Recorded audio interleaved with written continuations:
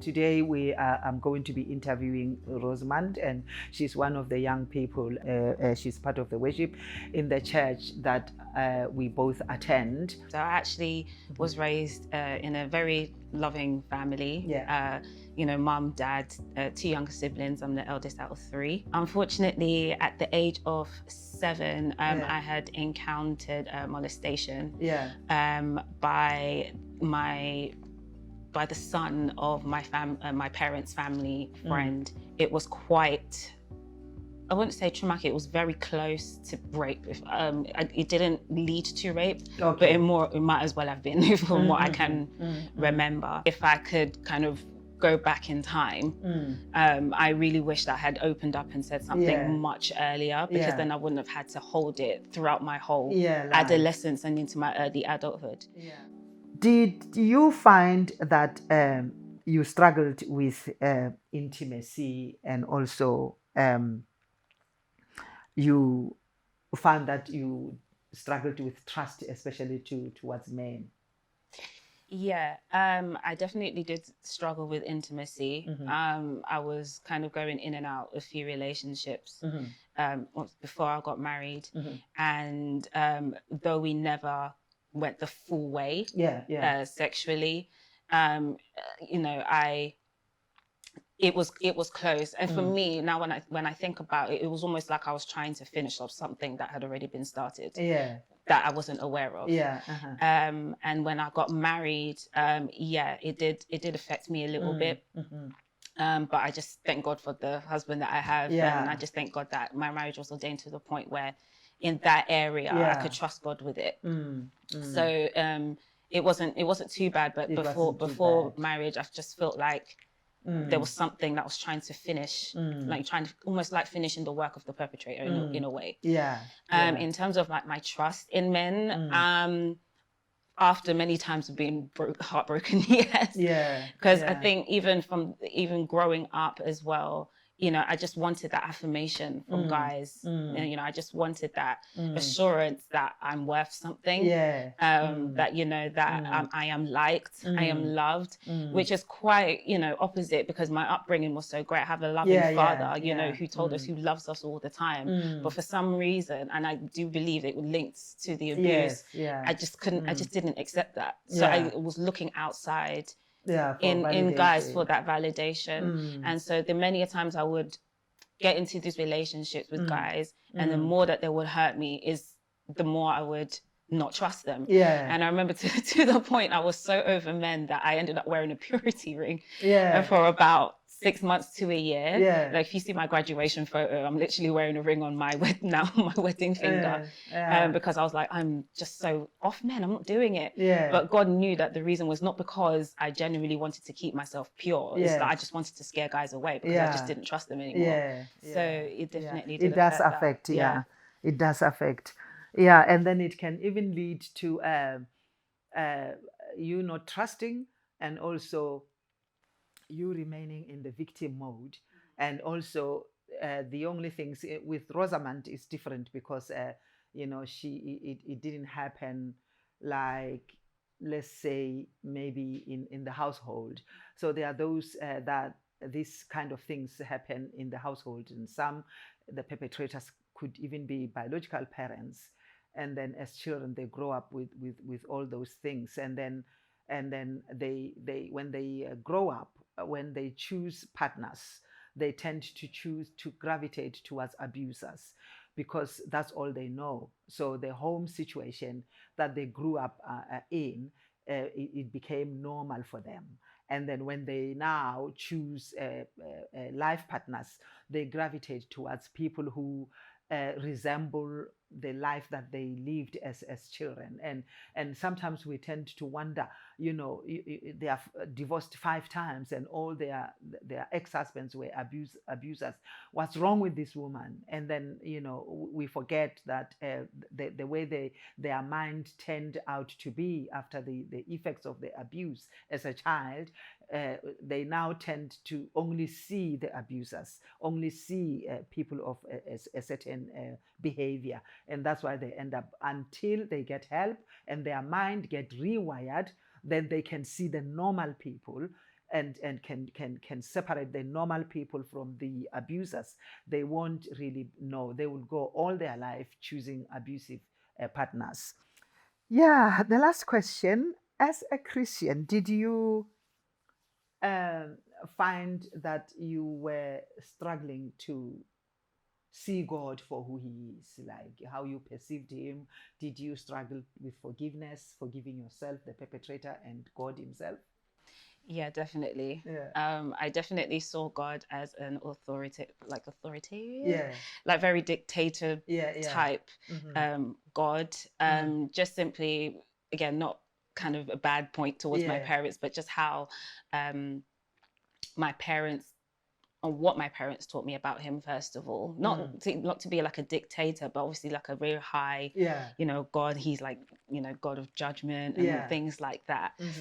Just for actual knowledge. But even after the abuse, and yeah, I did. I definitely thought of him as like, if I sin or if I do something wrong, then I'm automatically going to hell. And then even during the whole healing process, there were a lot of times I was very angry towards God, because there was that question of, why would you allow this to happen to me? Especially I am in the church. Yeah. My parents are Christians. They're born again. Yeah. My dad loves me. Mom, like, why? Yeah. Just why? Yeah. So it definitely altered my perception of him a lot. But it was a lot of going like back and forth perception. So there'll be moments where I'm just like, God is the greatest. Yeah. And then there'll be moments I'm just like, God, I completely not, you're just not, So there was a lot of like back and forth, just deciding. And but the thing is, I just continue to press in to find out who God is for myself. And I can say that he is,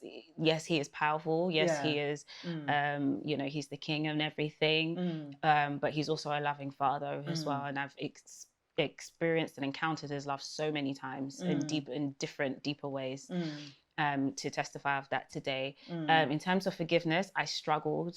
I really, really, really did struggle to forgive the perpetrator. I struggled to forgive myself for putting myself in situations, whether it was because of the abuse or not. It took me a long time to release the perpetrator. And I think for me, when I got my breakthrough that I had actually forgiven him, is when I actually released blessings into his life. I prayed for him and I actually just blessed his life. I said, wherever he is, whatever he's doing, I just pray that, he has an amazing life, just blessing, and without feeling anything. And for me, that was like that breakthrough, that I've actually forgiven him, and I've just released him, and I've just let him go. Yeah. It's good, especially when things happen in a church setting.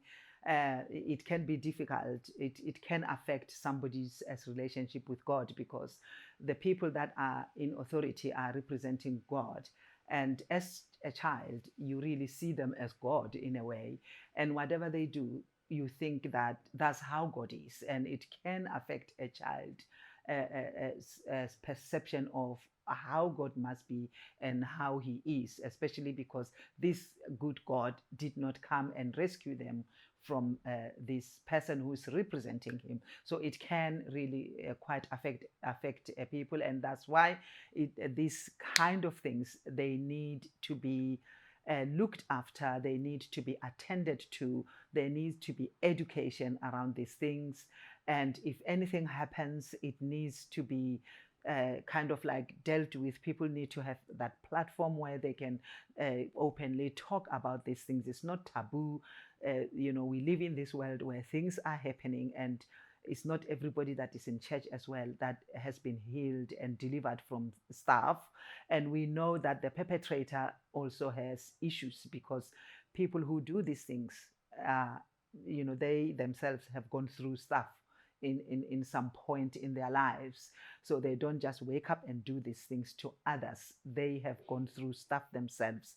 So they did not get help. And then they end up now, they don't know how to do life. All they know is what happened to them. And they kind of like compelled by those things that are still in them to do things to others. So, and most of the time people would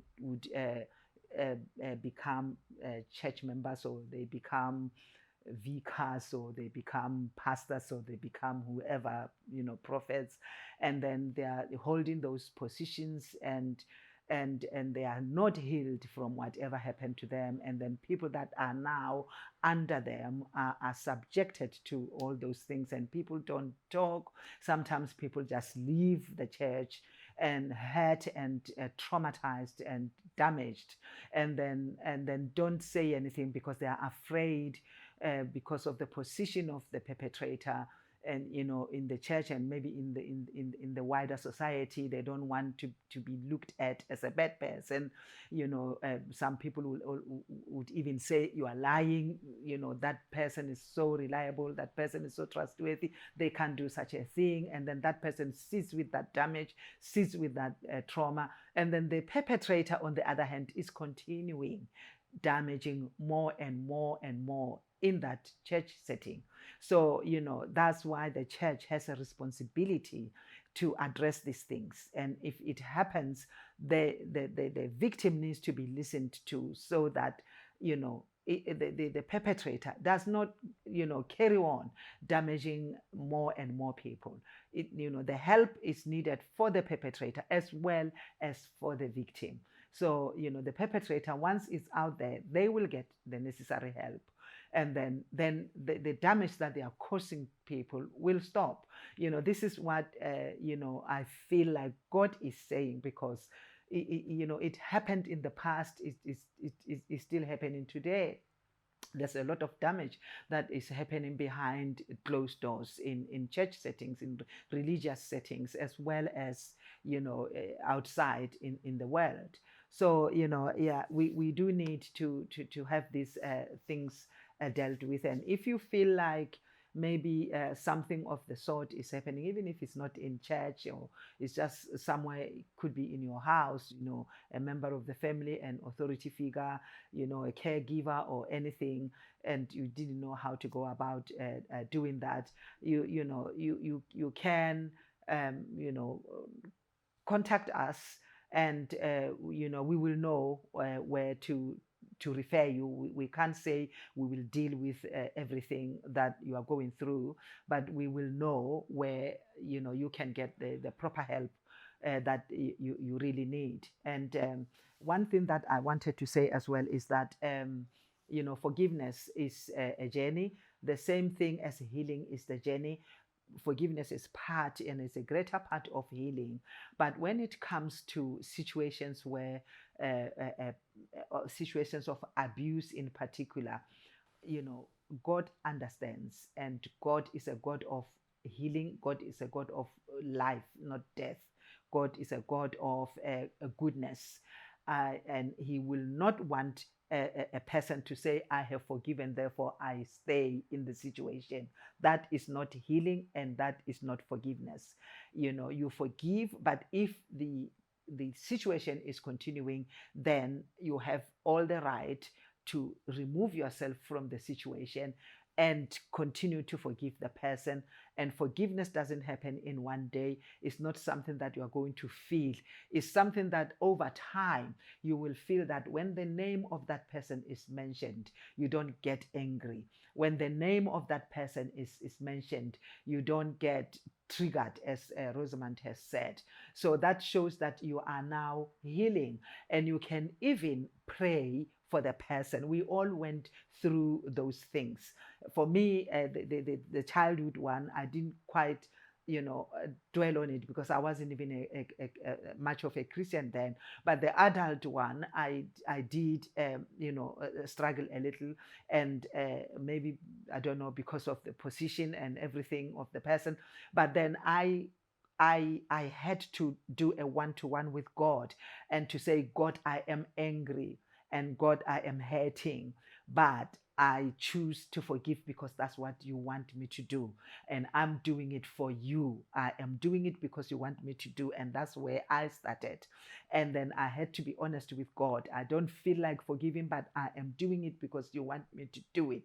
And then as I confess that every day, and I would pray over the person and bless them as much as I can, I felt that when their name is mentioned, or when I look at them or their pictures or whatever, I wasn't getting, hard feelings any longer. I wasn't feeling hatred, or I wasn't feeling any form of hate over time, to a point where, I know I still have to keep my distance, because they haven't changed, obviously. So I need to have those boundaries to keep myself safe. It's my responsibility to keep myself safe, and it's your responsibility, if you're going through this, to keep yourself safe and strengthen your boundaries. And by so doing, you are not rejecting the person, you are just protecting yourself. But then it will look like you are rejecting them. Of course it will look like you are rejecting them, because you are not going to be involved in their life any longer. But that is just protecting yourself.